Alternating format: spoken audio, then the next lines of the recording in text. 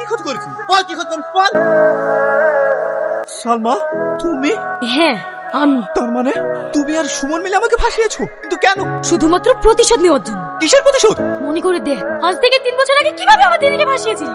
দেখো, আমি আগেও বলেছি এখনো বলছি, আমি সুমনকে ভালোবাসি, সুমনকে বিয়ে করব। তুমি এরকম কথা বলো না, না হলে আমি মরে যাবো।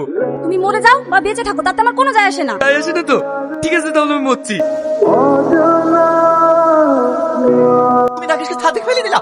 বিশ্বাস করো, আমি ওকে ছাদ থেকে ফেলিনি, ও নিজে নিজে আত্মহত্যা করেছে। খবরদার মিথ্যা কথা বলবো না। তুমি ছাড়া আর এই ছাদে কেউ নাই। আকাশ আমার বন্ধু, এর প্রতিশোধ আমি নেব। তোমাকে আমি ছাড়বো না। সালমা তুই এসেছিস, আমি আকাশকে ছাদ থেকে ফেলিনি। আমি জানি তুই আকাশকে ফেলিসনি, সবই টনির জন্য। কথা দেবো তুই ওকে ছাড়বি না, আমি তোকে কথা দিলাম। তুই যে কষ্ট পাচ্ছিস, এই একই কষ্ট আমি টনিকে দেবো। টনি! আর তোকে আমি বাঁচতেও দেবো। এই চল, কাস্টমার, এদের সবাইকে অ্যারেস্ট করো। ওই, এদের নিয়ে চল। সালমা,